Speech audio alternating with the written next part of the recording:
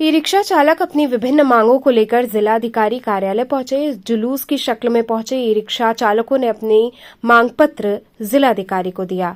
Akhil Bharatiya e rickshaw चालक union के राष्ट्रीय अध्यक्ष प्रवीण काशी ने 9 सूत्री मांग पत्र डीएम को सौंपा। इस दौरान प्रवीण काशी ने कहा कि यातायात विभाग के द्वारा ई रिक्शा चालकों का मार्ग रोकने या एरिया निर्धारित करने का प्रस्ताव ई रिक्शा चालकों के लिए रोजगार एवं कमाई को खत्म करने वाला साबित होगा।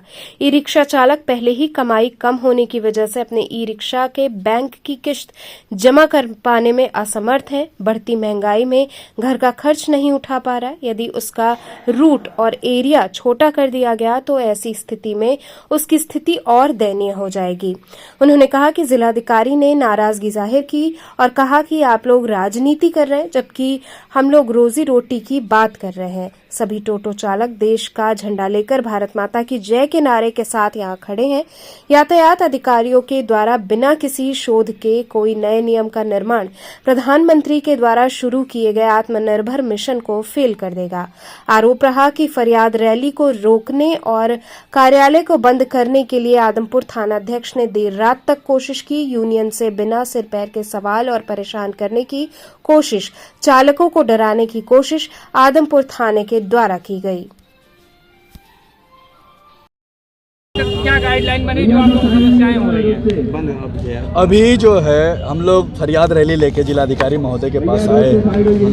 हम लोग अपनी 9 सूत्री मांगों को लेकर के आए। यातायात विभाग जो है जबरन ई रिक्शा का रूट बांटने की कोशिश कर रहा है। अभी 25,000 ई रिक्शा चालक यहाँ पे रोजी रोटी ई रिक्शा खरीद करके कर रहे हैं और ये ई रिक्शा बनारस में प्रधानमंत्री मोदी जी ने शुरू किया है। प्रधानमंत्री मोदी जी ने बड़े गर्व के साथ शुरू किया कि इससे प्रदूषण भी नहीं होगा और रोजगार बढ़ेगा। लेकिन इसके उलट जब 90% लोगों ने यहाँ के लोन पे, बैंक से किस्त पे, इस महंगाई में जो है जब ई रिक्शा खरीद लिया तो अब ये कहा जा रहा है कि ई रिक्शा जो है जाम की प्रमुख वजह है। हम लोग ये कह रहे हैं हम जाम के प्रमुख कारण नहीं है। जाम तो पूरे दिल्ली में लगता है, बॉम्बे में लगता है, हर जगह लगता है क्योंकि जनसंख्या बढ़ रही, हर किसी के पास गाड़ियां आ रही हैं, जाम लगता है। हम ये कह रहे हैं ई रिक्शा चालकों को प्रशिक्षण दिया जाए, ई रिक्शा चालकों को जो है स्टैंड पार्किंग दिया जाए। अगर आप स्टैंड पार्किंग और प्रशिक्षण देंगे तो ई रिक्शा अपने ही लाइन में चलेगा, लेन में चलेगा और कोई दिक्कत नहीं होगा। पर ई रिक्शा को अगर आप बंद कर देंगे, ई रिक्शा को गलियों में, मोहल्लों में चलने के लिए छोड़ देंगे तो उनकी कमाई बिल्कुल ख़त्म हो जाएगी। और अभी हम लोगों को बड़ी निराशा हुई। हम लोग बड़ी अपेक्षा और बड़ी अपेक्षा के साथ हमने अपने जिलाधिकारी महोदय के पास आए। हम अभी भी आशा करते हैं कि जिलाधिकारी महोदय हम लोगों की बात सुनेंगे क्योंकि वो एक अच्छे जिलाधिकारी हैं। पर पता नहीं क्या हुआ कि वो कह रहे हैं कि हम लोग राजनीति, ये देश का झंडा है और ये देश के बच्चे हैं। हम लोग ये कहने आए जिस बात को प्रधानमंत्री मोदी जी ने शुरू किया रोजगार देने के लिए, उस बात को एक यातायात अधिकारी बंद क्यों करना चाहता है? ये लोन लोग कैसे भरेंगे? ये लोग बैंक का लोन कैसे भरेंगे? अपनी किस्त कैसे देंगे? ये कैसे जो है अपना परिवार चलाएंगे? आज यहाँ क्यों आए हैं, क्या मांगे?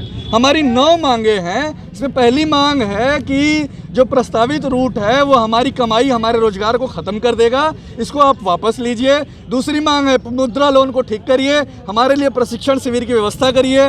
बैटरी की चार्जिंग की जो बैटरी है उसकी कीमत 50% ज़्यादा महंगी है, वो जो है उसमें 50% की सब्सिडी दी जाए, है ना। पार्किंग और स्टैंड की व्यवस्था किया जाए, चार्जिंग की व्यवस्था बना रहे हैं, उसे जल्दी जो है बड़े स्तर पर शुरू किया जाए। हम लोग डीएम साहब से मिलने आए थे।